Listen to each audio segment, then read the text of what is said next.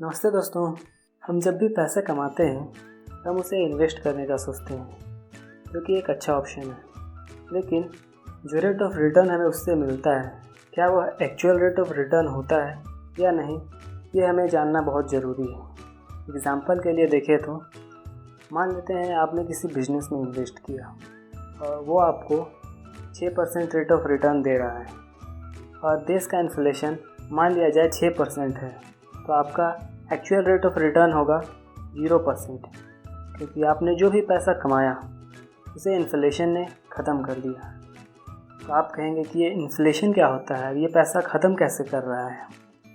इसीलिए इसके लिए सबसे पहले आपको इन्फ्लेशन को समझना होगा, जो कि है हर गुड्स और सर्विसेज का दाम हर साल बढ़ता जाता है because of this inflation.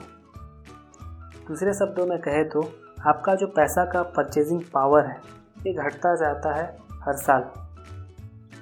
Example के तौर पे हम देखें तो मान लेते हैं आप मार्केट गए और मार्केट में आपने 100 रुपये का 1 किलो चावल ख़रीदा, तो हम यहाँ यह कह सकते हैं कि 100 रुपये का परचेजिंग पावर है 1 किलो चावल ख़रीदना। अब समझते हैं ये कैसे घट रहा है।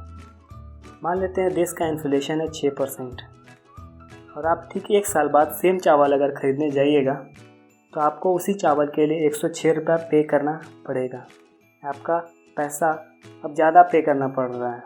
यही होता है परचेजिंग पावर घट जाना। आपका पैसे का पावर घट गया। अब आप 100 रुपये में वही सामान नहीं खरीद सकते जो आप 1 साल पहले ख़रीद सकते थे। उसके लिए अब आपको ज़्यादा पैसा पे करना पड़ता है। हम लॉन्ग टर्म में इसे समझे कि कैसे इसने हमारे ज़िंदगी को इम्पैक्ट किया है, तो जब हम बच्चे थे हम 5 पैसे या 10 पैसे में चॉकलेट खरीद सकते थे, लेकिन आज 20 साल 25 साल बाद हम अगर उसी चॉकलेट को ख़रीदने जाएं तो हमें 1 रुपया या 2 रुपये तक पे करना पड़ता है। आप इन्फ्लेशन के इम्पैक्ट को क्लियरली देख सकते हैं कि कैसे ये 20 से 25 गुना बढ़ गया 20 से 25 सालों में ही। अब आप ये सोच रहे होंगे कि क्यों ना इन्फ्लेशन को ही हटा दिया जाए, इससे हमारा पैसे का परचेजिंग पावर भी नहीं घटेगा और हमें कहीं इन्वेस्ट भी नहीं करना पड़ेगा। तो इसका आंसर है हम ऐसा नहीं कर सकते, क्योंकि ये गवर्नमेंट के द्वारा कंट्रोल होता है। इन्फ्लेशन रखा ही जाता है गवर्नमेंट के द्वारा, ये डिसाइड होता है गवर्नमेंट के द्वारा। गवर्नमेंट एक्चुअली में करती क्या है, वो ज़्यादा से ज़्यादा नोट प्रिंट करती है, क्योंकि उसके एक्सपेंसेस हर साल बढ़ते जाते हैं। जब जो ज़्यादा नोट प्रिंट होते हैं तो इजीली अवेलेबल हो जाते हैं पब्लिक के पास नोट, और जब कोई सामान इजीली अवेलेबल हो तो उसका प्राइस घट जाता है। एग्ज़ाम्पल के लिए समझे तो मान लेते हैं किसी साल टमाटर की खेती बहुत अच्छी होती है और मार्केट फ्लड कर जाता है विथ टोमेटो, तो उसका प्राइस क्या होगा, घट जाएगा। अगर सेम केस उल्टा हो जाए, अगर किसी साल टमाटर का प्रोडक्शन बहुत कम हो जाए और उसका अवेलेबिलिटी मार्केट में बहुत कम रहे, तो उसका प्राइस बढ़ जाता है।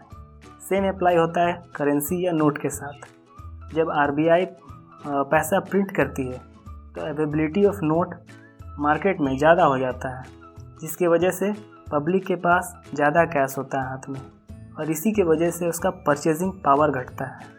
अगर आपको इसे और डिटेल में समझना है तो मैं रेकमेंड करूँगा कि आप एडम एंड स्मिथ की book the wealth of nation पढ़ें। उसमें डिमांड एंड सप्लाई के बारे में अच्छे से बताया गया है।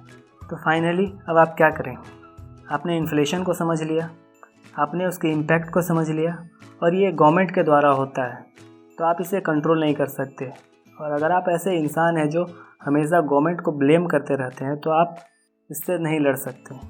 आपको इससे बीट करने के लिए किसी ऐसे ऑप्शन में इन्वेस्ट करना होगा जहां आपको रिटर्न इन्फ्लेशन से ज़्यादा मिले। आपके पास 2 ऑप्शन है, या तो आप रियल एस्टेट में इन्वेस्ट कर सकते हैं या आप किसी बिजनेस में इन्वेस्ट कर सकते हैं।